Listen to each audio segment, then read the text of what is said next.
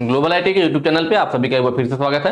आज जो हम लोग स्टार्ट करने वाले हैं, जो हम लोगों की फिटर थ्योरी की आईटीआई फर्स्ट ईयर के लिए जो क्लासेस चल रही थी उसका पार्ट 25 सॉल्व करेंगे। ठीक है, जो मैं आपको क्वेश्चंस करवाऊंगा उसका पीडीएफ आपको कहां से मिलेगा, उसके लिए आपको इस वेबसाइट पे विजिट करना पड़ेगा www.globalitti.org। इस वेबसाइट पर जाकर के आप बिल्कुल आसानी से पीडीएफ को डाउनलोड कर सकते हैं। चलिए मैं थोड़ा सा आपको बता देता हूं कि पीडीएफ को डाउनलोड कैसे करना है। आपको अपने मोबाइल फोन के गूगल में सर्च करना है ग्लोबल आईटीआई। जैसे ही सर्च करेंगे पहली वेबसाइट आपको globalitti.org के नाम से मिल जाएगी। आपको इस पे क्लिक कर लेना है। क्लिक करेंगे नया टैब कुछ इस तरह से ओपन होगा। यहाँ पे जो ऑप्शन है होम, हमारे बारे में, नई अपडेट, आईटीआई कोर्स, नॉर्मली आपको फोन में दिखाई नहीं देंगे। उसके लिए आपको राइट साइड कॉर्नर में डॉट बटन दिया हुआ है, यहाँ पे क्लिक करेंगे, जो 3 डॉट है वहां क्लिक करेंगे तो फोन में सारे ऑप्शन आ जाएंगे। फिर यहाँ पे आईटीआई कोर्स पे आपको क्लिक कर लेना है। यहाँ पे आपको दूसरे नंबर पे फिटर थ्योरी लिखा हुआ मिल जाएगा, आपको उस पर क्लिक करना है। क्लिक करेंगे नया टैब कुछ इस तरह से ओपन होगा। नीचे को स्लाइड करेंगे, 2 ऑप्शन है, fitter theory first year, fitter theory second year. आप फर्स्ट ईयर वाले पे क्लिक कर लीजिएगा। ठीक है, इस तरह से ओपन होगा। नीचे को स्लाइड करेंगे, यहाँ पे आपको लिखा हुआ मिल जाएगा fitter theory first year PDF. इनमें से आप किसी भी पार्ट पे क्लिक करेंगे, बिल्कुल आसानी से डाउनलोड होकर आपको मोबाइल फोन में खुल जाएगा और आप उसे देख पाएंगे। ठीक है, चलिए आज का हमारा क्वेश्चन, पहला क्वेश्चन क्या है कि एल्युमिनियम धातु का रंग क्या है। एल्युमिनियम आप लोग जानते हैं, ठीक है। एल्युमिनियम का कई बार ऐसा भी पूछ लेता है कि एल्युमिनियम का कौन सा अयस्क है जिससे हमें एल्युमिनियम प्राप्त होता है। तो आपका क्या है, बॉक्साइट। बॉक्साइट से हम एल्युमिनियम प्राप्त करते हैं। उसका कलर कैसा होता है, तो आपने घरों में एल्युमिनियम का तार देखा होगा, थोड़ा सफेद जैसा दिखता है या कभी कभी थोड़ा ग्रे लिए हुए, मतलब आपका ग्रे व्हाइट कह सकते हैं। कैसा, white is grey, white is grey, या फिर व्हाइट कलर भी बोला जाता है। ठीक है, थोड़ा जो आपका धुंधला टाइप का रहता है, थोड़ा सा डार्क टाइप का, तो व्हाइट इज ग्रे कलर का एल्युमिनियम हो सकता है। एल्युमिनियम आप देखें, जो एल्युमिनियम के तार वगैरह आपके बिजली खंभों पे भी खींचे जाते हैं, या कोई बहुत ज्यादा वैसा होगा तो बिल्कुल सफेद टाइप का दिखता है, व्हाइट टाइप का दिखता है। तो उसका एल्युमिनियम का कलर कैसा होता है, व्हाइट होता है या व्हाइट इज ग्रे होता है। हम यहाँ पे देख रहे हैं, पहले हम व्हाइट इज ग्रे वाला ज्यादातर हमें एग्जाम में मिलता है ऑप्शन में, बट यहाँ पे देख रहे हैं डल व्हाइट है, ब्राइट व्हाइट है, ब्लूइश ग्रे कलर है, लेकिन व्हाइट इज ग्रे नहीं है। कौन सा है, तो दूसरा वाला ऑप्शन व्हाइट भी होता है। तो हम देख रहे हैं ऑप्शन भी व्हाइट दे रखा है, तो हम लोग व्हाइट वाला सही कर देंगे। ठीक है, अगर व्हाइट इज ग्रे ऑप्शन में होता तो पहले व्हाइट इज ग्रे सही करते हैं। चलिए नेक्स्ट क्वेश्चन पे चलेंगे। अगला है ग्राइंडिंग व्हील इतना में के विनिर्देशन में यह क्या दर्शाता है। मुझे लग रहा है अब तक आपको ये क्वेश्चन बिल्कुल रट गया होगा, क्योंकि इस टाइप का क्वेश्चन कई बार आ चुका। बस फर्क ये है कि कभी ए का मतलब पूछ ले रहा है, कभी 46 का मतलब पूछ ले रहा है, कभी बी का मतलब पूछ ले रहा है, कभी 8 का, मतलब अलग अलग बस इन्हीं में से पूछ ले रहा है। और जब जब पूछ रहा है मैं बार बार आपको सबके मतलब बताते जा रहा हूं।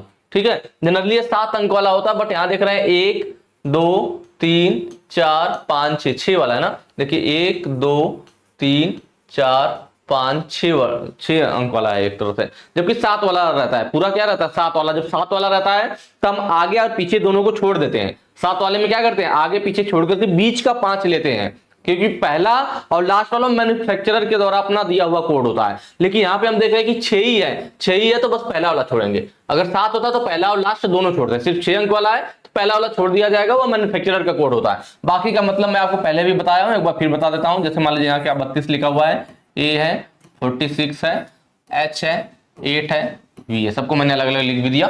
ठीक है, चलिए यहाँ पे देखिए, पहला मैंने क्या बताया कि ये मैन्युफैक्चरर द्वारा दिया हुआ कोड होता, तो इससे कोई मतलब नहीं। जो ये है, ये एल्युमिनियम ऑक्साइड को एक तरह से दर्शा रहा है, जो टाइप ऑफ अब्रेसिव को बताता है। किसको बताता है, टाइप ऑफ अब्रेसिव, जो अब्रेसिव पार्टिकल यूज किए गए हैं वो कौन सा है, किस प्रकार वाला है। ठीक है, सिलिकॉन कार्बाइड है, एल्युमिनियम ऑक्साइड है, कौन सा है। 46 जो दूसरे नंबर पे यह बताता है किसको, ग्रेन साइज को, कि जो पार्टिकल यूज किए जा रहे हैं उनका साइज क्या है, बड़े साइज के हैं, छोटे साइज के हैं, तो ग्रेन साइज को बताता है, जो इसके बाद सेकंड नंबर पे आ गया। इसके बाद यह जो हमारा आ गया एच वाला किसको बताता है, तो यह बताता है हमारा ग्रेड को। किसको बताता है, ग्रेड। ग्रेड का मतलब हो गया कि जो हमारा यह बॉन्ड यूज किया जाता है, जो लास्ट है ना, यह टाइप ऑफ बॉन्ड को बताता है। किसको बताता है, जैसे विट्रीफाइड बॉन्ड यूज किया गया है, सेलेक्ट बॉन्ड यूज किया गया है, रेजिनाइड बॉन्ड, रबर बॉन्ड, कौन सा यूज किया जा रहा है। तो जो बॉन्ड यूज किया जाता है, किस लिए यूज किया जाता है, बॉन्ड यूज किया जाता है अब्रेसिव पार्टिकल को आपस में चिपका करके रखने के लिए। ग्राइंडिंग व्हील बनाते हैं तो उसमें मेन 2 ही पार्ट है, 2 ही चीज है, एक तरह समझ लीजिए। अब्रेसिव पार्टिकल है, उनको आपस में चिपका के रखने के लिए बॉन्ड है। क्या है, बॉन्ड है, कि विट्रीफाइड बॉन्ड से चिपका रखा है आपने, सेलेक्ट बॉन्ड से, रबर बॉन्ड से, किससे चिपका के रखा है। तो मटेरियल के हिसाब से अलग अलग बॉन्ड यूज किए जाते हैं अब्रेसिव कणों को आपस में चिपका करके रखने के लिए। तो यह जो विट्रीफाइड बॉन्ड हमारा यूज किया गया चिपका के रखने के लिए, इसकी स्ट्रेंथ कितनी है, कितनी मजबूती से वो चिपका करके रखा है, उसी को हम लोग इसको दिखाते हैं ग्रेड के द्वारा। किसके द्वारा? ग्रेड के द्वारा। ग्रेड यही हमारा बताता है कि जो अब्रेसिव, जो हमारा बॉन्ड यूज किया गया है अब्रेसिव पार्टिकल को चिपका के रखने के लिए, उस बॉन्ड की क्षमता कितनी है, वो उसकी स्ट्रेंथ कितनी है जिससे उसने उनको आपस में चिपका करके पकड़ा हुआ है। तो ये किसका काम है? ग्रेड का काम है। यह जो 8 है यह किसको बताता है? तो यह बताता है स्ट्रक्चर को। किसको बताता है? स्ट्रक्चर। स्ट्रक्चर का मतलब संरचना होता है। संरचना का मतलब कि जो हमारे अब्रेसिव पार्टिकल है वो दूर दूर है या पास पास है। देखिए भाई, अब्रेसिव पार्टिकल है, बॉन्ड है, बॉन्ड मतलब चिपका करके रखने वाला, जिससे उनको चिपकाया जाता है। अगर हम बॉन्ड की मात्रा बढ़ाएंगे, चिपका करके रखने वाले की मात्रा बढ़ाएंगे, भाई भाई बॉन्ड है, अब्रेसिव पार्टिकल है, अगर बॉन्ड की मात्रा बढ़ गई तो अब्रेसिव पार्टिकल की मात्रा क्या होगी? ऑटोमेटिक कम हो जाएगी। कम होने का मतलब है कण दूर दूर हो जाएंगे। बॉन्ड की मात्रा कम कर देंगे तो अब्रेसिव पार्टिकल की मात्रा बढ़ेगा, मतलब फिर कण हमारे नजदीक नजदीक आ जाएंगे। तो वही संरचना का मतलब है कि वह ओपन संरचना है या डेंस है। डेंस का मतलब पास पास, ओपन का मतलब कण दूर दूर। वह कैसे पता चलता है? तो इसके द्वारा, ये नंबरिंग के द्वारा दिखाया जाता है स्ट्रक्चर को। ठीक है, तो ये सारी चीजों को यहाँ पे किसका मतलब पूछा था? एच का। एच किसको दिखा रहा है? ग्रेड को दिखा रहा है। ऑप्शन देखिए, ऑप्शन सी आपका सही हो जाएगा, ग्रेड। ठीक है, चलिए नेक्स्ट क्वेश्चन पे चलेंगे। अगला कह रहा है क्यों प्रिसिजन उपकरण इनवार स्टील के बने होते हैं? प्रिसिजन उपकरण का मतलब है ज्यादा तो देखिए माइक्रोमीटर वगैरह का, जो हमारा वो कहते हैं जो एक और वर्नियर कैलिपर आता है। ठीक है, वर्नियर कैलिपर होता है, माइक्रोमीटर होता है। वर्नियर कैलिपर वाला कई बार पूछता है तो वेनेडियम स्टील वगैरह के बनाए जाते हैं। जो माइक्रोमीटर होता है वो इनवार स्टील का बना होता है। कई बार एक क्वेश्चन आपको डायरेक्ट भी पूछा है कि माइक्रोमीटर, क्योंकि ये सूक्ष्म प्रिसिजन उपकरण के अंतर्गत आएंगे ना, वर्नियर कैलिपर माइक्रोमीटर सब किसके अंतर्गत आते हैं? प्रिसिजन उपकरण के अंतर्गत। कई बार पूछता है कि माइक्रोमीटर किस मटेरियल का बना होता है, तो यह बना होता है हमारा इनवार स्टील का। किसका? इनवार स्टील का। या कई बार एग्जाम में पूछा गया डायरेक्ट। ठीक है, तो इनवार स्टील का क्यों बना होता है, यहां पर ये चीज पूछा जा रहा है कि जो हम लोग बनाते हैं इनवार स्टील का क्यों बनाते हैं, तो उसका रीजन जो होता है वो ये है ना कि आपका जो है लिस्ट कोफिशिएंट ऑफ एक्सपेंशन, मतलब विस्तार का कम गुणांक होता है।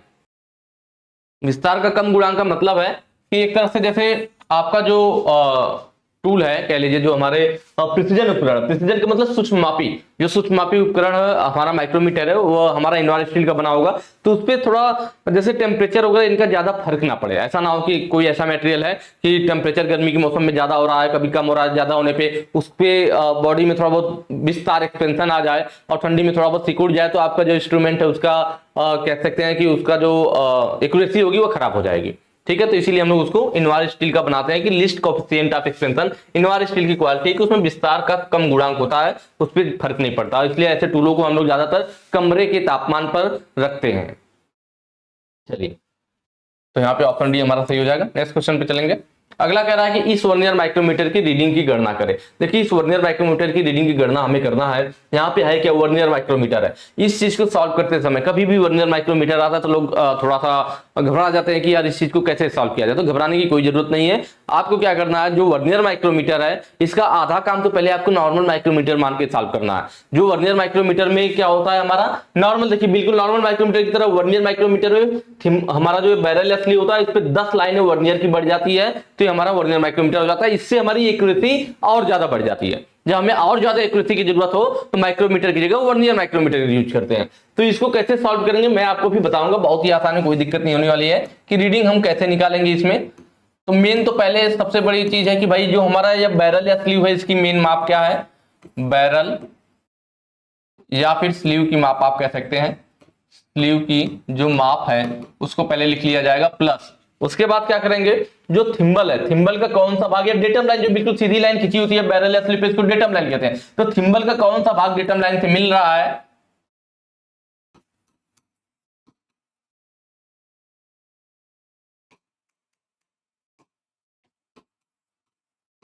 डेटम लाइन से थिम्बल के मिलने वाले भाग की संख्या, थिम्बल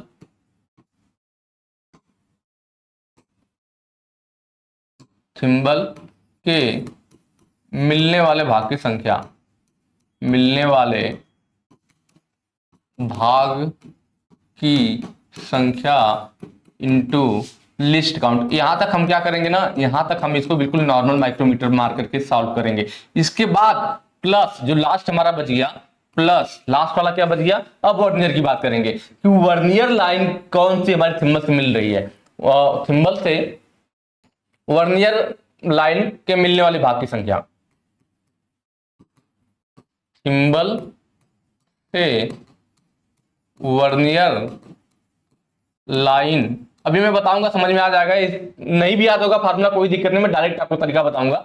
थिम्बल से वर्नियर लाइन के मिलने वाले भाग की संख्या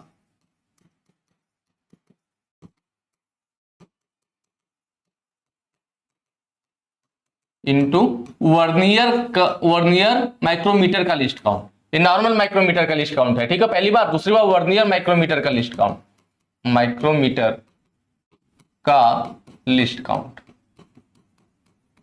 बस इतना कर लेंगे, काम बन जाएगा। देखिए पहले हमें क्या देखना है कि भाई बैरल या स्लीव की माप क्या है, तो देखिए बैरल या स्लीव ये हो गया, इस पे मेन माप हमें देखनी है। देखिए क्या दिखा है, एक जीरो है, यहां से जीरो को 1 2 3 4 5 mm, 5 लिखा हुआ 5 mm। इसके बाद देखिए 6 7 8 9 mm। उसके आगे वाली लाइन हमें दिख नहीं रही है, तो जो बड़ी वाली ये लाइन है यह 1 mm पे खींची गई है, तो हमें कहां तक ये दिख रही है, तो ये जो बड़ी वाली लाइन हमें यहां तक दिख रही है, यहाँ क्या होगा 9 mm होगा, तो 9 mm तक दिख रहा है। फिर नीचे देख रहे हैं, या पहले देखिए जीरो है, 1 mm वाली लाइन है, फिर 2 mm 3 mm 4 mm, फिर ये 5 mm। उसके बाद इनके बीच में जो है ना, इनके बीच में सेंटर में भी एक एक लाइन छोटी छोटी खींची गई है, तो इनके बीच में क्या कर रहा है, 1 mm को 2 भागों में बांट रहा है, मतलब यह आधा आधा mm पे खींचा गया है। कहां तक खींचा गया, देखिए यहाँ है, यहाँ है, यहाँ है, ये सब आधा mm पर, ये मतलब 9 mm तक तो हमें बड़ी वाली लाइन दिख रही है, फिर एक आधा mm वाली भी लाइन दिख रही है, मतलब बैरल या स्लीव पे कितना मान हो जाएगा हमारा 9.5 हो जाएगा। भाई 9 हमारा मेन तक दिख रहा है, प्लस एक आधा वाला दिख रहा है, नीचे वाली आधा mm वाली होती है, ऊपर वाली 1 mm वाली, तो 9 mm, फिर यहाँ एक भागा और दिख रहा है आधा mm वाला, तो हमारा मेन स्केल की माप क्या हो जाएगा, बैरल या स्लीव पे जो मेन माप हो जाएगी वो 9.5 mm हो जाएगी। कितनी हो जाएगी, 9.5 हो जाएगा, 9.5 mm, ठीक है, ठीक है, 9.5 हो गया। अब प्लस हमें क्या करना है, देखना डेटम लाइन से थिम्बल के मिलने वाली भाग की संख्या, डेटम लाइन से थिम्बल के मिलने वाली भाग की संख्या। तो देख लेंगे हम लोग डेटम लाइन जो है हमारा यहाँ पे, ये डेटम लाइन थिम्बल का देखिए यह 45 वाला भाग है, कौन सा, यह 45 हो गया, फिर देखिए 46 हो गया, फिर यह 47 हो गया। डेटम लाइन यहाँ पे है, तो देखिए 45 के बाद 46, 47 वाला आगे निकल गया, तो जो उसके पहले रहेगा, मतलब डेटम लाइन के सीध में हो या जो जस्ट उससे पहले, उसको लेंगे, आगे वाला नहीं लेना है। डेटम लाइन के जो बिल्कुल सीध में हो या उससे जस्ट थोड़ा सा पहले उसको लेना पड़ता है। तो हम देख रहे हैं 45 के बाद या 46 हो गया या 47, 47 वाली आगे निकल जा रही है, तो डेटम लाइन से हल्का सा पहले कौन सी है, 46 वाली है, तो हम लोग 46 ले लेंगे। कौन सा भाग मिल रहा है, एक तरह से 46 वाला मिल रहा है, into least count, least count normal micrometer की। अभी यहां तक जो हम सॉल्व करते हैं नॉर्मल माइक्रोमीटर मान के सॉल्व करते हैं, अभी इसको भूल जाइए। डेटम लाइन यहाँ पे बैरल पे या स्लीव की जो माप है, अभी हम भूल जाएंगे कि वर्नियर माइक्रोमीटर है, नॉर्मल मान के सॉल्व करेंगे। कहां तक, यहां तक कि भाई पहले इसका जो स्लीव की माप है वो ले लीजिए, फिर थिम्बल का कौन सा भाग डेटम लाइन से मिल रहा है वो ले लीजिए, और लिस्ट काउंट। तो हमें मालूम है नॉर्मल माइक्रोमीटर की लिस्ट काउंट कितनी होती है, 0.01 mm होती है नॉर्मल वाले की, तो वही लिखेंगे 0.01 mm, ठीक है। प्लस अब वर्नियर वाला सॉल्व करेंगे। अभी तक नॉर्मल माइक्रोमीटर था, जैसे नॉर्मल माइक्रोमीटर की रीडिंग निकालते आए थे उतना हमने काम कर लिया। अब वर्नियर वाले में पहुंचेंगे, तो उसमें क्या है कि भाई थिम्बल से वर्नियर का कौन सा, वर्नियर लाइन जो 10 लाइन खींची गई है, इसकी कौन सी लाइन यहाँ पे मैच कर रही थी। इसमें देखिए इस क्वेश्चन में इस वाली लाइन को ब्लैक डार्क किया गया कि यह वाली लाइन थिम्बल से मैच कर रही है, तो वो कौन सी लाइन है, तो हम देख रहे हैं सबसे नीचे 0 है, फिर 1 पे नहीं कुछ लिखा गया, 1 हो गई, फिर ये देखिए दूसरी वाली लाइन है, इसके जस्ट ऊपर ये तीसरी लाइन है, फिर ये चौथी लाइन है, 0 1 2, तीसरी वाली जो लाइन है वो बिल्कुल ब्लैक डार्क किया गया, तो कौन सी लाइन मिल रही है, तीसरी वाली लाइन, तो 3 गुणे। अब वर्नियर माइक्रोमीटर का लिस्ट काउंट कितना होता है, देखिए नॉर्मल माइक्रोमीटर की लिस्ट काउंट, अगर सिर्फ माइक्रोमीटर के या नॉर्मल माइक्रोमीटर की बात करें, माइक्रोमीटर की बात करें, इसका जो लिस्ट काउंट होता है 0.01 mm होता है, लेकिन वर्नियर वाले में क्या होता है 10 लाइनें बढ़ जाती हैं, इसलिए वर्नियर माइक्रोमीटर की लिस्ट काउंट, वर्नियर माइक्रोमीटर की जो लिस्ट काउंट होती है वो 0.001 mm होती है, ठीक है। तो वर्नियर माइक्रोमीटर की बात हो रही है यहाँ पे, तो 3 गुणे 0.001 mm, क्लियर। अब इसको हम सॉल्व कर लेंगे, हमारा आंसर आ जाएगा, 9.5 है, 9.5 लिख लीजिए, प्लस अब आप देखिए इसका गुणा करेंगे कितना होगा, 0.46 हो जाएगा, 2 अंक पे दशमलव लग जाएगा, प्लस इसका गुणा करेंगे तो 3 अंक पे, तो 0.003 mm हो जाएगा। बस इन तीनों को जोड़ लीजिए, आंसर आ जाएगा। आपको जोड़ आता है तो अच्छी बात नहीं, मैं आपको करके दिखा देता हूं। 9.5 3 अंक तक है तो 2 जीरो बढ़ा लीजिए, कोई फर्क नहीं पड़ेगा। 0.46 है तो दशमलव के नीचे दशमलव लिख लीजिए 0.46, और लास्ट में 0.003 तो 0.003, बस तीनों को ऐड कर लीजिए। यहाँ पे 3 आ जाएगा, यहाँ पे 6 आ जाएगा, यहाँ पे 5 4 9 हो जाएगा, यहाँ पे भी 9 हो जाएगा। कितना आ गया, 9.963 mm, ठीक है। ऑप्शन देख लीजिए, ऑप्शन बी आपका सही हो जाएगा, 9.963 mm। तो बिल्कुल आसान है, बस इस तरह से पहले आप इसको नॉर्मल माइक्रोमीटर सॉल्व मान करके सॉल्व कीजिए यहाँ 2 स्टेप तक। तीसरे स्टेप में क्या करना है कि कौन सा वर्नियर लाइन हमारा सिंबल से मिल रहा वो लिख लीजिए इनटू वर्नियर माइक्रोमीटर का फिर लिस्ट काउंट लिख लीजिए। पहली बार नॉर्मल माइक्रोमीटर का लिस्ट काउंट, दूसरी बार जब वर्नियर वाला लाइन ले रहे हैं तो वर्नियर का लिस्ट काउंट भी लेंगे, जब नॉर्मल लाइन ले रहे थे तो नॉर्मल वाला लिस्ट काउंट लेंगे। तो इस तरह सॉल्व करेंगे, बिल्कुल आसानी से हो जाएगा। चलिए नेक्स्ट क्वेश्चन चलेंगे। अगला कह रहा है ब्लास्ट फर्नेस में डाले गए अयस्क में चूने का पत्थर फ्लक्स के रूप में क्यों मिलाया जाता है।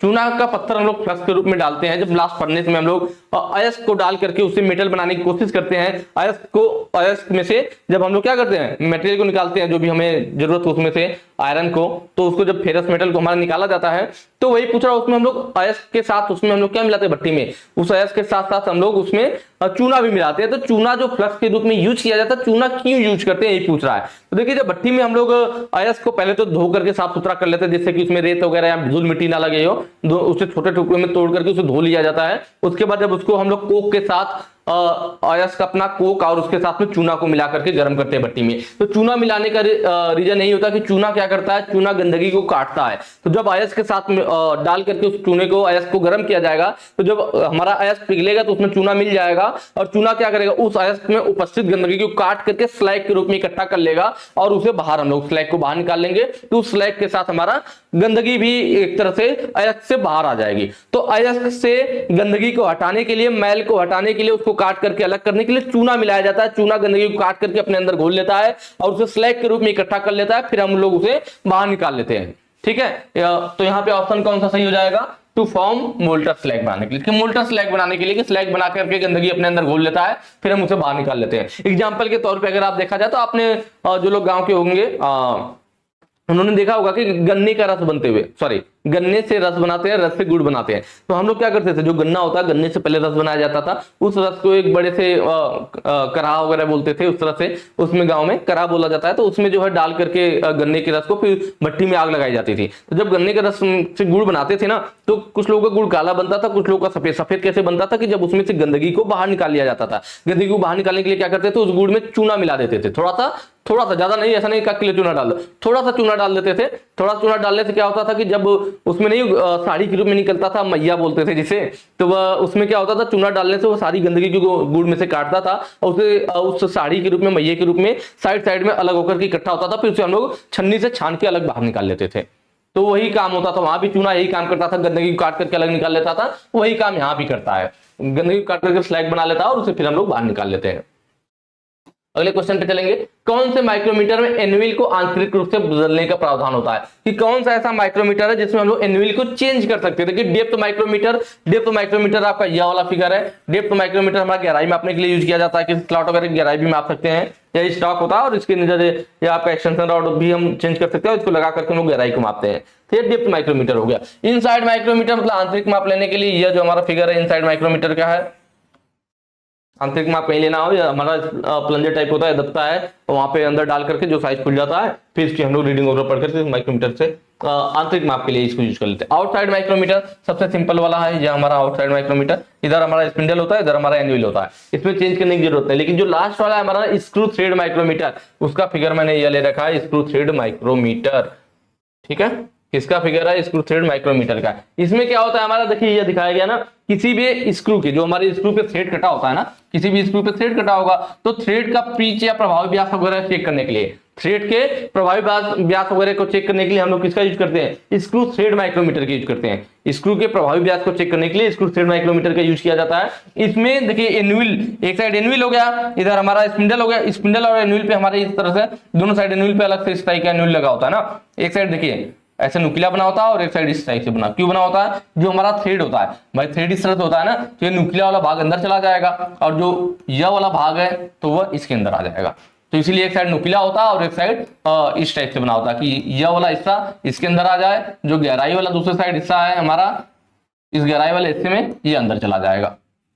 तो इस तरह से एनविल होता है। तो हमारा जो जैसे थ्रेड भी हमारी अलग अलग टाइप की होती है भाई, आपके पास मेट्रिक थ्रेड है, BSW थ्रेड है, BSP है, BA है, तो अलग अलग टाइप की थ्रेड होती है। तो जिस थ्रेड को चेक करना होता है उस हिसाब से अलग अलग एनविल भी आते हैं। तो ये जो एनविल है देखें यहाँ पे दो टाइप के अलग अलग एनविल दिखाया गया, तो इस एनविल को बाहर निकाल के फिर इसको लगा लेंगे, फिर इसको लगा, मतलब जो थ्रेड होगी, BA थ्रेड चेक करना है हमें तो BA थ्रेड वाले एनविल लगा लेंगे, BSP चेक करना है तो BSP थ्रेड वाले एनविल लगा लेंगे। तो ये किसमें चेंज हो रहा है, ये हमारा स्क्रू थ्रेड माइक्रोमीटर में चेंज हो रहा है, क्योंकि स्क्रू की जो थ्रेड होती है वो अलग अलग टाइप की होती है, तो उसी टाइप से अलग अलग टाइप का एनविल भी यूज किया जाता है। तो ये पूछा था कि कौन से माइक्रोमीटर में एनविल को आंतरिक रूप से बदलने का प्रावधान है, तो स्क्रू थ्रेड माइक्रोमीटर में। क्यों है आपको समझ में आया होगा, आसानी से याद आ जाएगा कि स्क्रू थ्रेड माइक्रोमीटर, भाई स्क्रू की जो थ्रेड होती है, थ्रेड अलग अलग टाइप के होता है, तो हमें अलग अलग टाइप के एनविल की जरूरत पड़ेगी, अलग अलग एंगल वाले, 47.5 वाले, 55 वाला, 60 वाला। तो इसीलिए हमारा भाई जैसे स्क्वायर थ्रेड है तो 90 डिग्री वाला, तो अलग अलग टाइप की एनविल चाहिए होगी ना, तो उसमें एनविल को चेंज करने की जरूरत पड़ेगी, किसमें,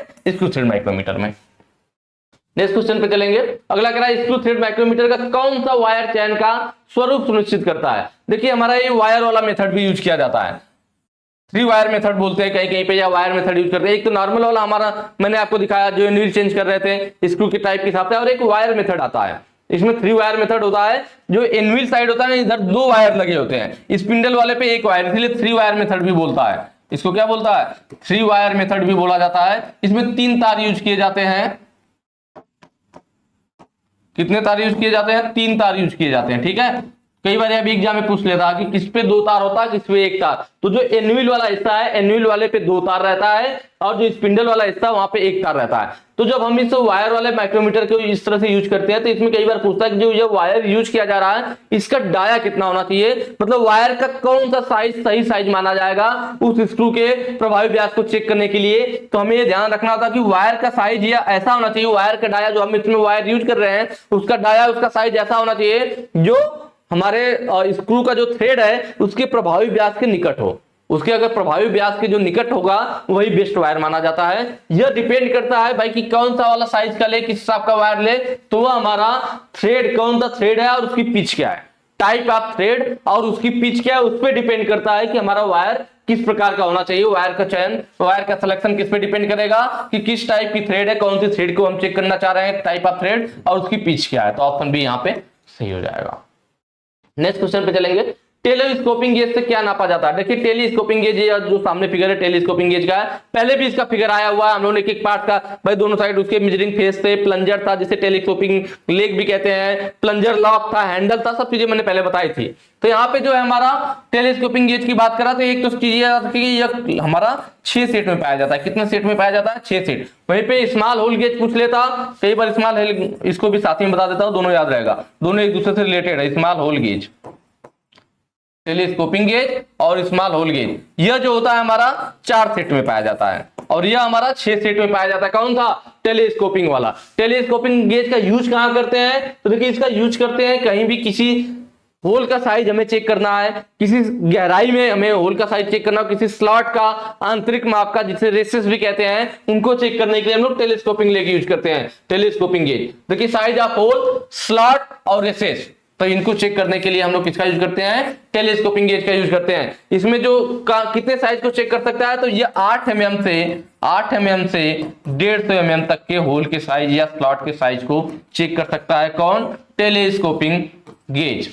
यह टेलीस्कोपिंग गेज है। देखिए इधर वाला यह फिक्स लेग होता है, यह नहीं अंदर बाहर होगा, इधर वाला जो होता है इसी को टेलीस्कोपिंग लेग या प्लंजर बोलते हैं। इसको दबाएंगे तो स्प्रिंग के प्रभाव से जुड़ा होता है, दबाएंगे तो अंदर चला जाएगा, छोड़ेंगे तो बाहर आ जाएगा। जैसे किसी स्लॉट का हमें भाई कोई जॉब है मान लीजिए इस तरह से,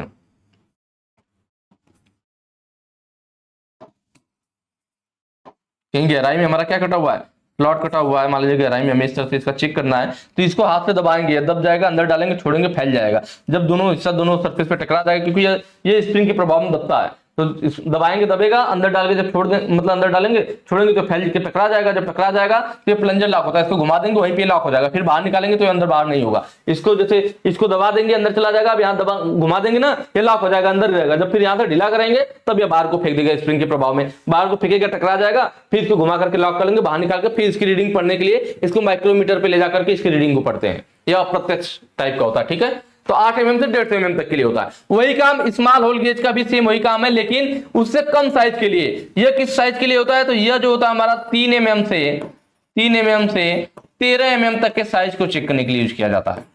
3 mm से 13 mm तक के लिए, और वो 8 mm से 150 mm के लिए। ठीक है, चलिए नेक्स्ट क्वेश्चन पे चलेंगे। अगला ब्लास्ट फर्नेस से क्या उत्पन्न होता है। देखिए ये अभी मैं आपको पहले बता चुका हूं क्योंकि क्वेश्चन पहले आ चुका है। ब्लास्ट फर्नेस से हमारा क्या उत्पन्न होता है, तो ब्लास्ट फर्नेस से हमारा उत्पन्न होता है पिग आयरन। क्या, पिग आयरन। कच्चा लोहा जब हमें बनाना हो तो ब्लास्ट फर्नेस में गर्म करते हैं। कास्ट आयरन के लिए कपोला फर्नेस यूज करते हैं। कपोला फर्नेस यूज किया जाता है किसके लिए,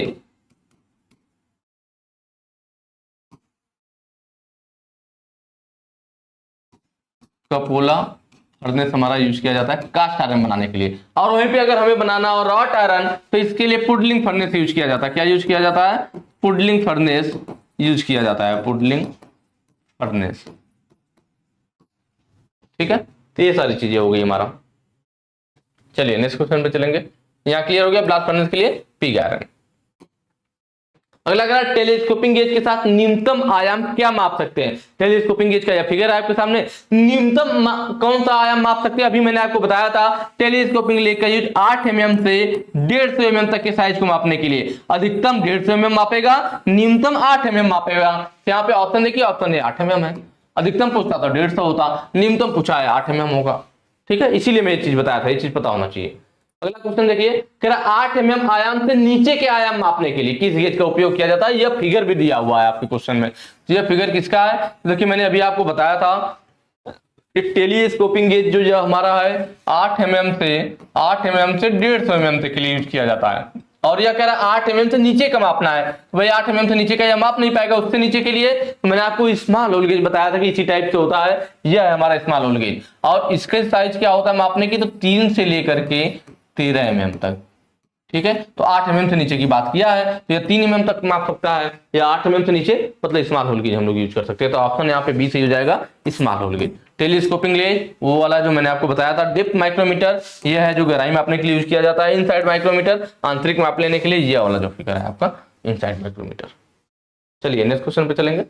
अगला कह रहा है किस कास्ट आयरन में मशीन टूल्स में टूल चटर को कम करने की दक्षता होती है। देखिए टूल चटर का मतलब है, इंग्लिश वाला देखेंगे तो टूल चैटर। ठीक है, टूल चैटर है, टूल चैटरिंग बोलते हैं। टूल चैटरिंग का मतलब है जो कटिंग करते समय, कोई काम करते समय जो टूल से आवाज आती है। अगर आप टर्निंग वगैरह ले मशीन पे कर रहे हैं तो चो आवाज निकलती है ना, तो वो जो आवाज आ रही है उसको टूल चैटरिंग बोलते हैं, कि टूल की वजह से जो आवाज आ रही है टूल चैटरिंग कहलाता है। तो वही पूछ रहा है कि टूल चैटरिंग को कम किया जा सके, उस आवाज को कम किया जा सके, उसके लिए कौन सा मेटेरियल यहाँ पे यूज किया जाता है। Grey cast iron, white cast iron, nodular cast iron, malleable cast iron. देखिए ग्रे कास्ट आयरन होता है, मैंने आपको बताया था सबसे ज्यादा क्वालिटी ग्रे कास्ट आयरन वाली होती भी है। और इसमें कई चीजें कि जैसे ग्रे कास्ट आयरन की फ्लूइडिटी अच्छी है। फ्लूइडिटी का मतलब है कि तरलता एक तरह से, मतलब इसको आप पिघला करके किसी भी रूप में आसानी से ढाल सकते हैं। क्यों, क्योंकि इसकी फ्लूइडिटी अच्छी है। क्या अच्छी है, फ्लूइडिटी, तरलता, फ्लूइडिटी। आसानी से बह करके जिस शेप में डालेंगे आसानी से बह करके अच्छे तरीके से उसमें आपको ढलाई के लिए काम आती है ना। तो ग्रे कास्ट आयरन, इसका डक्टिलिटी भी अच्छा होता है, इसकी मशीनिंग क्षमता भी अच्छी है, मतलब इसको आसानी से काटा घिसा जा सकता है। ठीक है, इसकी वेल्डिंग भी की जा सकती है। और इसको ग्रे कास्ट आयरन क्या होता है, यह वाइब्रेशन को भी अवशोषित करता है। इसीलिए जहां पे हमें मशीनों में वाइब्रेशन को कम करना हो या टूल चैटरिंग को कम करना हो तो ग्रे कास्ट आयरन यूज करते हैं। ये जो 4-5 चीजें बताई है सब किसका प्रॉपर्टीज है, ग्रे कास्ट आयरन का। उसके अलावा व्हाइट कास्ट आयरन भी होता है। व्हाइट कास्ट आयरन क्या होता है, यह बहुत हार्ड होता है। क्या होता है, जब बहुत हार्ड होता है। हार्ड होगा तो क्या दिक्कत आएगी, हार्ड अगर होगा तो इसकी मशीनिंग करना कठिन होगा। क्या होगा, मशीनिंग करना कठिन, मतलब इसे आसानी से काटा और घिसा नहीं जा सकेगा। जबकि ग्रे कास्ट आयरन की मशीनिंग करना आसान था। मशीनिंग करना किसका आसान था, ग्रे कास्ट आयरन का, मतलब उसे आसानी से काट और घिस सकते थे। लेकिन यह जो है व्हाइट कास्ट आयरन, यह बहुत हार्ड होता है। हार्ड रहेगा तो कठोर होगा, कठोर का मतलब है उसे काटना घिसना आसान नहीं होगा, मतलब मशीनिंग करना कठिन होगा। प्लस एक और सबसे बड़ी चीज जो अक्सर एग्जाम में पूछा जाता है कि कौन सी मेटल की वेल्डिंग नहीं की जा सकती है, तो व्हाइट कास्ट आयरन है जिसका हम लोग वेल्डिंग नहीं कर सकते हैं। व्हाइट कास्ट आयरन की वेल्डिंग नहीं की जा सकती, वेल्डिंग नहीं की जा सकती किसकी, व्हाइट कास्ट आयरन की। जबकि ग्रे कास्ट आयरन की वेल्डिंग की जा सकती है। ठीक है, ये चीजें ध्यान रखना है। मेलेबल कास्ट आयरन, देखिए जब व्हाइट कास्ट आयरन को ना, व्हाइट कास्ट आयरन को 30 घंटे 13 आवर 30 घंटे हीट ट्रीटमेंट करने पर हमें मैलेबल कास्ट आयरन प्राप्त होता है। हीट ट्रीटमेंट करने पर हमें क्या प्राप्त होता है? मैलेबल कास्ट आयरन प्राप्त होता है। ये जो मैलेबल कास्ट आयरन है ना, व्हाइट कास्ट आयरन को 30 घंटे ट्रीटमेंट कर दिया जाए तो मैलेबल कास्ट आयरन बनता है। और इसकी जो डक्टिलिटी है, जो इसका डक्टिलिटी है वह ग्रे कास्ट आयरन की अपेक्षा बहुत अधिक होती है। इसकी डक्टिलिटी, ये भी याद रखिएगा, डक्टिलिटी ग्रे कास्ट आयरन की अपेक्षा अधिक, ग्रे कास्ट आयरन से अधिक। अब बचा क्या? Nodular cast iron. देखिए नोडुलर कास्ट आयरन जो है ना, नोडुलर कास्ट आयरन को एक दो नामों से और हम लोग जानते हैं। कौन सा नाम? तो नोडुलर कास्ट आयरन को हम लोग डक्टाइल आयरन के नाम से भी जानते हैं। तो नाम पहले जानना जरूरी है कि कौन कौन सा और नाम हो सकता है इसका। और स्फेरॉइडल ग्रेफाइट आयरन के नाम से भी, स्फेरॉइडल ग्रेफाइट आयरन के नाम से भी इसको ग्रेफाइट आयरन के नाम से भी जानते हैं। इसको नोडुलर कास्ट आयरन को। इसका जो है यूज ज्यादातर ना कृषि यंत्र बनाने में होता है। यह कई बार पूछा गया है कि कृषि यंत्र बनाने के लिए कौन से मटेरियल का यूज करते हैं। तो कृषि यंत्र बनाने के लिए नोडुलर कास्ट आयरन या कभी कभी रॉट आयरन का भी यूज किया जाता है। वह भी ध्यान रखिएगा, रॉट आयरन का भी यूज करते हैं और नोडुलर कास्ट आयरन का भी कृषि यंत्र बनाने के लिए। चलिए ये क्लियर हो गया। नेक्स्ट पे चलेंगे। अगला कह रहा है इस फिट का नाम क्या है? ध्यान से सुनिएगा, बहुत ही आसान क्वेश्चन है। आज आप इन तीनों को समझ लेंगे, कभी भी गलती नहीं होगी। देखिए मेन जो हमारे फिट है ना, वह हमारे कौन से? Clearance fit, interference fit, transition fit. 3 type के फिट है, क्लीयरेंस, इंटरफेरेंस, ट्रांजिशन। ध्यान से समझिएगा, आज के बाद इस टाइप के क्वेश्चन आप गलत नहीं करोगे, आसानी से देख करके पहचान जाओगे कब क्लीयरेंस होना है, कब ट्रांजिशन होना है और कब इंटरफेरेंस होता है। देखिए क्लीयरेंस फिट या ट्रांजिशन फिट, जैसे क्या है हमारा ट्रांजिशन है, क्लीयरेंस है। पहले क्लीयरेंस वाला देखते हैं। क्लीयरेंस फिट क्या होता है भाई? क्लीयरेंस से नाम ही ना, मतलब क्लीयरेंस हो, जहां पे जगह हो। ठीक है, तो क्लीयरेंस फिट कौन सा है? तो यह जो फिगर दिया गया है, देखिए यह होल हो गया हमारा, यह होल बना हुआ है, यह शाफ्ट है। कभी भी जैसे कोई भी हमारा जॉब है, अगर मान लीजिए कोई जॉब हमें 20 mm का बनाना है तो एग्जैक्ट 20 mm का नहीं बनेगा, ऐसा संभव ही नहीं। हो सकता है वह 0.02 mm, 0.03 mm ओवर बन जाए, या 0.02 या 0.03 कम का बन जाए। अगर किसी वर्कर को आप बोल दोगे नहीं मुझे एग्जैक्ट 20 mm का ही चाहिए, तो उस जॉब को बनाने में एक तो समय बहुत ज्यादा लगेगा और एक्यूरेसी होने का चांस बहुत कम रहेगा। अक्सर आपका जॉब बेकार हो जाया करेगा। इसीलिए कोई भी जो फिटिंग वाले पार्ट होते हैं, जो भी जॉब बनाया जाता है कंपनियों में, तो हमेशा उसमें टॉलरेंस दिया जाता है कि 20 mm का तो मुझे चाहिए, लेकिन अगर आप 20.03 mm भी बना देते हैं तो भी चल जाएगा, या 19.99 बना देते हैं तब भी चल जाएगा इस टाइप से, या 19.98 बना देते हैं तब भी चल जाएगा। तो इस तरह से टॉलरेंस दिया जाता है कि 20 mm का तो मुझे चाहिए, पर थोड़ा सा 1-2 mm नीचे हो या 1-2 mm ऊपर हो तब भी चल जाएगा। हालांकि mm में टॉलरेंस नहीं दिया जाता है, दशमलव पॉइंट में दिया जाता है टॉलरेंस को। ठीक है, ये मैं समझने के लिए आपको बता रहा हूं। तो यहाँ पे क्या हो गया? होल हो गया हमारा, शाफ्ट हो गया। देखिए होल का साइज जो बेसिक साइज होगा, बेसिक साइज का मतलब, अक्सर मैं अभी आगे बेसिक साइज का नाम लूंगा तो आपको कंफ्यूज नहीं होना है। बेसिक साइज का मतलब होता है कि जो जॉब की मूल साइज थी वो उसका बेसिक साइज कहलाता है। बेसिक साइज का मतलब क्या हो गया? मान लीजिए जॉब हमें 20 mm का चाहिए था, तो जो 20 mm है जॉब का बेसिक साइज है, मूल साइज है। उसके अलावा जो 20.02 या 20.01 बनाएंगे उस पर टॉलरेंस दी गई होगी, उस हिसाब से आप बनाओगे। तो जैसे यहाँ पे क्या होल है, यह क्या हो गया हमारा होल है, तो होल का साइज यह इतना होना चाहिए, लेकिन एग्जैक्ट इस साइज का होल नहीं बना सकते, कम ज्यादा हो सकता है। तो देखिए यह जो दूसरी लाइन खींची गई है ना, यह वाली होल का हमें साइज यहां से लेकर के यहां तक चाहिए था, लेकिन इसमें देखिए यहां तक चाहिए था, लेकिन इसमें क्या किया गया? यह इतना टॉलरेंस दे दिया गया। इसमें क्या किया गया? यह टॉलरेंस दे दिया गया कि यहां से यहां के बीच में, मतलब होल का साइज इतना बने, इससे कम नहीं हो सकता। इतना पे बना दे, इतना बना दे, या मैक्सिमम यहां तक बना दे, इससे साइज कम नहीं कर सकते और इससे साइज ज्यादा नहीं कर सकते। वैसे शाफ्ट में भी हमारा क्या, होल का अलग दे दिया गया है टॉलरेंस, फिर शाफ्ट में दिया गया कि हमें जो शाफ्ट बनाना है, जो शाफ्ट और होल फिट होने हैं, तो जो शाफ्ट है हमारा, शाफ्ट में भी हम मिनिमम जो है इतना छोटा शाफ्ट बना सकते हैं और मैक्सिमम इतना। ये टॉलरेंस जोन हो गया इनका, ये जो लाइनिंग खींची गई ना, ये टॉलरेंस जोन हो गया। ये टॉलरेंस दिया गया कि आप इसके साइज को इससे कम नहीं कर सकते, इससे ज्यादा नहीं कर सकते, इस बीच में कुछ भी बना देंगे तो हम आपकी जॉब को एक्सेप्ट कर लेंगे, ये बताया जा रहा है। ठीक है, वैसे होल में भी बताया जा रहा है कि होल को इससे कम नहीं बना सकते साइज का, इससे ज्यादा साइज का होल नहीं बना सकते। हाँ, यह जो टॉलरेंस जोन है, इस बीच में किसी भी साइज का होल बना देंगे, एकदम नीचे वाला, ऊपर वाला लाइन, या बीच में, या इसके ऊपर नीचे, कहीं भी इस जोन में कहीं भी आप साइज बना दीजिए तो वह हम एक्सेप्ट कर लेंगे। तो यहाँ पे देखिए जो होल का टॉलरेंस जोन है, यह है होल का टॉलरेंस जोन, और शाफ्ट का टॉलरेंस जोन यह है। तो इसमें हम देख रहे हैं कि जो होल का टॉलरेंस जोन है आप मिनिमम ले लीजिए, मिनिमम यहां आएगा, शाफ्ट का मैक्सिमम यहां जाएगा, तब भी दोनों के बीच में क्या है, क्लियरेंस आ रहा है, गैप बच रहा है ना। देखिए ये क्या है, ये शाफ्ट वाला हो गया और ऊपर होल वाला हो गया, तब भी दोनों के बीच में गैप बच रहा है, तो ये हमारा क्लियरेंस बच रहा है, गैप बच रहा है, तो ये क्लियरेंस फिट कहलाएगा। क्या कहलाएगा, क्लियरेंस फिट कहलाएगा। जो फिगर दिया हुआ तो ऑप्शन भी सही हो जाएगा। कहने का मतलब है जब होल का टॉलरेंस जोन शाफ्ट के टॉलरेंस जोन से ऊपर हो, जब होल का टॉलरेंस जोन क्या हो, शाफ्ट के टॉलरेंस जोन से हमेशा ऊपर रहे, तो क्लियरेंस फिट कहलाता है। क्लियरेंस फिट हमेशा पॉजिटिव में आता है, क्योंकि भाई हमेशा बड़ा रहेगा तो पॉजिटिव में आएगा। उसके बाद आपका आता है, देखिए ये क्लियर हो गया।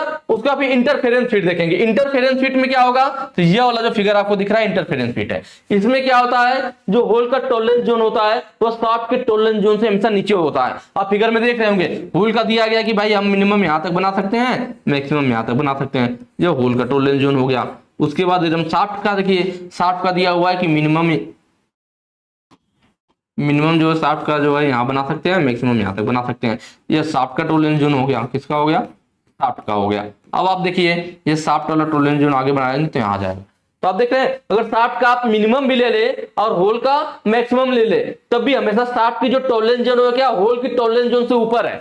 इस वाले फिगर में क्या था, शाफ्ट की टॉलरेंस जोन होल वाले टॉलरेंस जोन से नीचे थी, तो अगर शाफ्ट की टॉलरेंस जोन होल के टॉलरेंस जोन से नीचे है तो क्लियरेंस फिट, और अगर शाफ्ट की टॉलरेंस जोन होल के टॉलरेंस जोन से ऊपर है, भाई ऊपर है तो मतलब इन्हें फिट होने में बाधा आएगी ना। यहाँ पे तो आसानी से फिट हो जा रहा था, तो क्लियरेंस फिट। और यहाँ पे देखिए फिट होने में दिक्कत, इंटरफेरेंस फिट का मतलब बाधा उत्पन्न। आप नहीं होता कि मेरे काम में इंटरफेयर मत कीजिए, मतलब दखल अंदाजी मत कीजिए, मतलब परेशान मत कीजिए, मेरे काम में बाधा उत्पन्न मत कीजिए, उसको इंटरफेयर बोला जाता है। उसी से इंटरफेरेंस बना हुआ है कि जब होल और शाफ्ट को फिट होने में बाधा उत्पन्न हो, होल और शाफ्ट को फिट होने में क्या हो, बाधा उत्पन्न हो। बाधा कब उत्पन्न होगी, जब होल का साइज कम हो जाएगा, शाफ्ट का ज्यादा हो जाएगा, तो उन्हें फिट करने में दिक्कत आएगी। तो वही हमारा इंटरफेरेंस फिट, कि जब उनको फिट करने में बाधा उत्पन्न हो तो कौन सा फिट है, इंटरफेरेंस फिट है। हम देख रहे हैं होल का साइड कम है, मतलब होल का टॉलरेंस जोन हमेशा क्या है, शाफ्ट के टॉलरेंस जोन से नीचे है, शाफ्ट का टॉलरेंस जोन ऊपर, होल का नीचे, तो वह इंटरफेरेंस फिट कहलाएगा। इसमें बाधा उत्पन्न होती है, इंटरफेरेंस फिट निगेटिव में आता है हमारा, क्योंकि साइज कम होता है, हमेशा निगेटिव में आएगा। अब बारी आती है transition fit.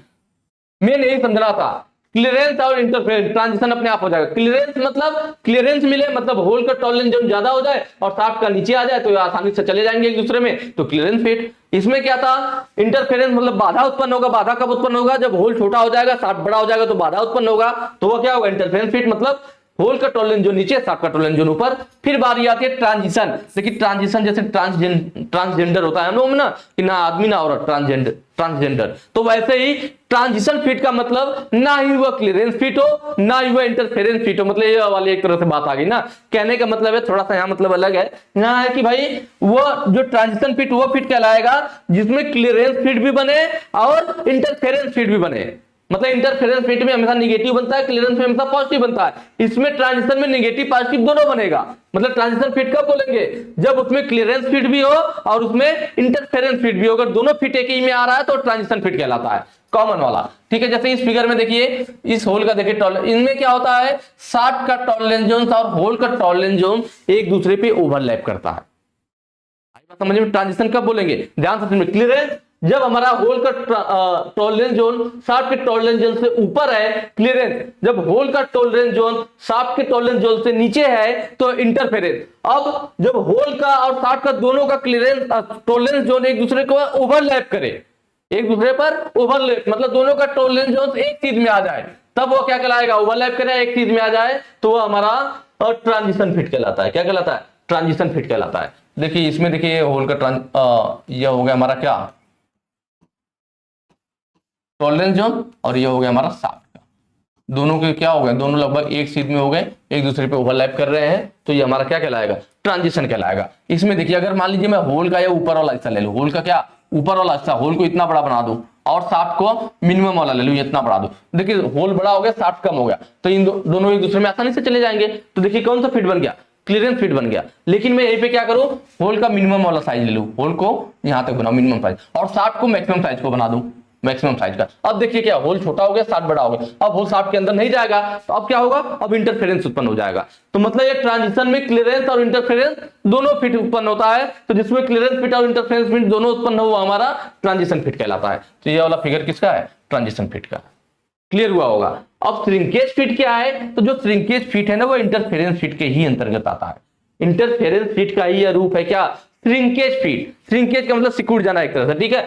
Shrinkage fit interference fit के अंतर्गत कैसे है, तो इसमें भी जो हमारी शाफ्ट होगी ना उसकी साइज क्या होगी, ज्यादा होगा, होल का कम होगा, तभी ना बाधा उत्पन्न होगा, तो इंटरफेरेंस फिट बोलेंगे। तो इसका मतलब श्रिंकेज फिट भी इंटरफेरेंस फिट का उदाहरण है। मतलब इसमें भी क्या होगा, शाफ्ट की साइज ज्यादा, होल की साइज कम, बाधा उत्पन्न होगा फिट होने में, तो श्रिंकेज फिट, इंटरफेरेंस फिट। अब श्रिंकेज फिट क्यों कहते हैं, तो इसमें ये होता है कि जैसे जब किसी होल में हमें शाफ्ट को डालना हो ना, तो हम होल को गर्म करते हैं। होल गर्म, भाई कोई चीज गर्म होगी तो उसका आकार थोड़ा सा बढ़ेगा, उसके अंदर शाफ्ट को डाल देंगे, फिर वो ठंडा होकर सिकुड़ करके उसे पकड़ लेगी, तो उसी को श्रिंकेज फिट बोला जाता है कि ठंडा होने पे सिकुड़ करके उसे पकड़ लेता। जैसे पहले के समय में जो बैलगाड़ी वगैरह होती थी उनके लकड़ी के पहिए होते थे, उनपे एक मेटल का छल्ला चढ़ाया जाता था जिससे कि पहिया खराब ना हो। तो लकड़ी के पहिए पे जब मेटल का छल्ला चढ़ाया जाता था ना, तो एग्जैक्ट उसी साइज का होता था, जो पहिए के साइज से हल्का सा कम रहता था, मतलब होल का साइज कम शाफ्ट का ज्यादा हो जाता था। तो हम क्या करते थे, उस छल्ले को गर्म करते थे जिससे उसकी आकृति बड़ी हो जाए, फिर उसको पहिए चढ़ा देते थे, वो ठंडा होकर सिकुड़ करके उसको पकड़ लेता था। तो वही हमारा श्रिंकेज फिट कहलाता है कि पहले हम क्या करेंगे, होल को गर्म करेंगे,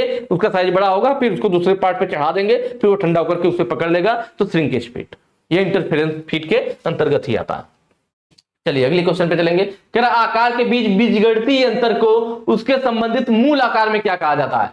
मतलब जो आकार के बीच कह रहा है, मतलब जो साइज है हमारा, कोई साइज आपको दिया गया है और उसका जो मूल साइज है, तो जो मूल साइज है और जो उसका साइज दिया गया है, मूल साइज और साइज के बीच बीजगणितीय अंतर को हम लोग क्या कहते हैं। तो जब भी बीजगणितीय अंतर की बात आती है उसको विचलन बोला जाता है, डेविएशन बोला जाता है, कि दिए गए साइज और मूल साइज के बीच बीजगणितीय अंतर को डेविएशन बोला जाता है, विचलन बोला जाता है। अभी मैं आगे आएगा क्वेश्चन में क्लियर कर दूंगा क्या होता है। अपर डेविएशन क्या होता है, लोअर डेविएशन क्या होता है, ध्यान से समझिएगा।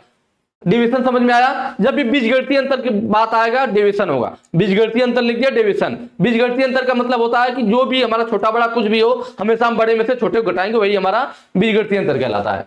अपर डेविएशन क्या होता है कि जो हमारा बेसिक साइज है, मतलब अपर लिमिट, जो उसका मैक्सिमम सीमा दिया गया है, अपर लिमिट कह सकते हैं अधिकतम सीमा। अपर लिमिट का मतलब क्या, अधिकतम सीमा। अधिकतम सीमा और मूल साइज या बेसिक साइज के बीच के बीजगणितीय अंतर को अपर डेविएशन बोलते हैं। अधिकतम सीमा और बेसिक साइज के बीच के बीजगणितीय अंतर को अपर डेविएशन बोलते हैं, ठीक है। लोअर डेविएशन क्या होगा, तो निम्नतम सीमा और बेसिक साइज के बीच के बीजगणितीय अंतर को लोअर डेविएशन बोलते हैं। एक्चुअल डेविएशन, वास्तविक सीमा का मतलब क्या होगा, जो वास्तविक माप है। जैसे आपको जॉब बनाने के लिए दिया गया था, भाई 20 mm का जॉब बनाना था, वो बोला आपसे कि 21 का भी चलेगा, 19 का भी चलेगा, टॉलरेंस दे दिया आपको कि 19 से 21 के बीच में कुछ भी बना दिया। वैसे जरूरी 20 का था, पर आपको 1-1 mm का टॉलरेंस दे दिया गया। मैं आपको फिर दोहरा रहा हूं कि यह मैं आपको समझाने के लिए बता रहा हूं, 1 mm का टॉलरेंस नहीं दिया जाता, हमेशा 0.0 में टॉलरेंस रहता है, ठीक है। तो यह 20 हो गया, समझ में आया। यह जो इसका 20 का आपको बनाना था, तो यह इसका बेसिक साइज या मूल साइज कहलाएगा, बेसिक साइज या फिर मूल साइज कहलाएगा। तो जो ऊपरी सीमा होगी, मैंने बताया ना अपर डेविएशन क्या होगा, तो देखिए 20 से 21 का भी चलेगा, तो इसका मतलब ये होगा जैसे 21 का भी चलेगा और 19 का भी चलेगा। तो आपको जब एग्जाम में देगा ना, तो ये इस तरह देगा कि +1 का और -1 का दोनों का चलेगा, या तो +1 एक ज्यादा बन जाए या -1 एक कम बन जाए, तब भी हमारा चलेगा। तो एक्चुअल डिवीजन क्या होता है, जब आप जॉब बना देंगे तो वो 20 का बना, 20.2, 20.3 का बना, 20.4 का बना, जो उसका एक्चुअल साइज आया। तो वास्तविक साइज और उसके मूल साइज, वास्तविक साइज जो बनने के बाद जो उसका साइज आया और जो मूल साइज जिसका हमें बनाना था, उनके बीच के बीजगणितीय अंतर को वास्तविक विचलन बोलते हैं। वास्तविक साइज और मूल साइज के बीच के बीजगणितीय अंतर को वास्तविक विचलन बोलते हैं। अपर डिवीजन, जैसे इस फिगर में अगर आपसे बोला जाए अपर डिवीजन क्या है, तो भाई ऊपर हमारा +1 है, तो +1 हमारा अपर डिवीजन हो जाएगा, या क्या हो जाएगा +1 अपर डिवीजन, मतलब ऊपरी विचलन हो जाएगा। और ये -1 क्या होगा, ये लोअर डिवीजन हो जाएगा, लोअर डेविएशन, निचला विचलन। अभी मैंने आपको क्या बोला, अभी मैं सिद्ध करूं +1 अपर डिवीजन कैसे आ रहा। अभी हमने आपको बताया परिभाषा के रूप में कि अपर डिवीजन क्या होता है, जो हमारी मूल साइज है और हमारे दिए गए साइज या मूल साइज के बीच के जो हमारा साइज है अपर सीमा का। तो भाई अपर सीमा क्या है, तो देखिए 20 + 1, अपर वाली सीमा क्या है, अधिकतम सीमा क्या है, तो हम अधिकतम इसको 21 का बना सकते हैं ना, और मिनिमम तो 20 - 1 19 का बना सकते हैं।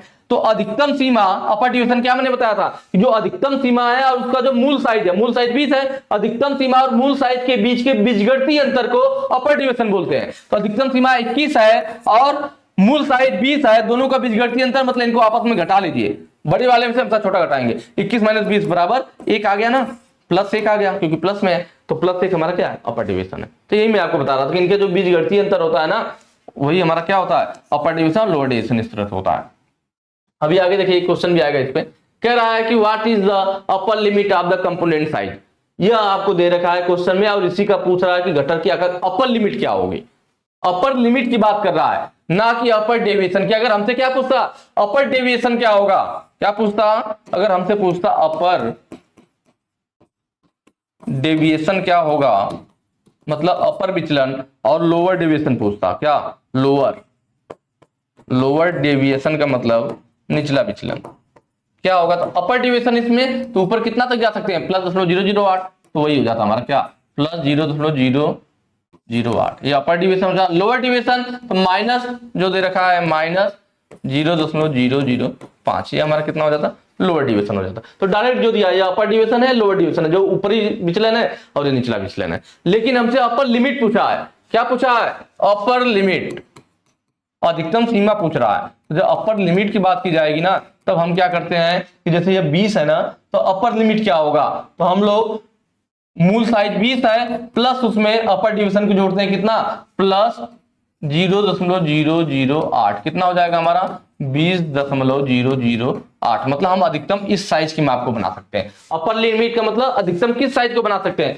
तो मूल साइज तो 20 है, अधिकतम 20, अब ये प्लस है तो जोड़ देंगे, तो अधिकतम 20.008 mm के साइज का जो आपको बना सकते हैं। तो यह क्या हो गया, अपर लिमिट हो गया। क्वेश्चन में अपर लिमिट पूछा भी था तो 20.008 ऐसे। अगर लोअर लिमिट पूछता, लिमिट की बात कर रहा हूं, डिवीजन नहीं, डिवीजन रहता तो डायरेक्ट बता देते। लोअर लिमिट में क्या करेंगे, इसमें भी हम क्या करेंगे, बेसिक साइज की लिखेंगे प्लस, लोअर वाला लिमिट, सॉरी प्लस में माइनस है ना, प्लस भी लिख सकते हैं, ब्रैकेट में हम लिख लेंगे -0.005, 0.005 हो गया ना हमारा, यह हो गया हमारा क्या, अब लोअर लिमिट, मतलब 20 - 0.005, इसको घटा लेंगे तो आपका लगभग कितना आएगा, 19.995, यह क्या हो गया, लोअर लिमिट हो गया। अपर लिमिट लोअर लिमिट निकालने के लिए हम लोग हमेशा जो बेसिक साइज, जो मूल साइज उसको लिखते हैं, और जो लिमिट दी गई होती है उसको जोड़ देते, प्लस है तो जोड़ेंगे, माइनस घटाएंगे, उनको करेंगे, उस तरह से अपर और लोअर लिमिट हमें मिल जाएगा। डिवीजन पूछे तो जो डायरेक्ट दिया हुआ है, ये अपर डिवीजन हो गया या लोअर डिवीजन हो गया, ठीक है। अब इस टाइप का क्वेश्चन आएगा तो आप लोग कर लोगे। चलिए, तो आज के लिए इतना था। भी आगे के जो क्वेश्चन है नेक्स्ट वीडियो में सॉल्व किया जाएगा। और हाँ, अगर आपको वीडियो अच्छी लगी हो, सब चीजें समझ में आ रहा हो, तो हमेशा की तरह वही कहूंगा कि ज्यादा से ज्यादा वीडियो को शेयर कीजिएगा। आगे के क्वेश्चन नेक्स्ट वीडियो में। Thank you.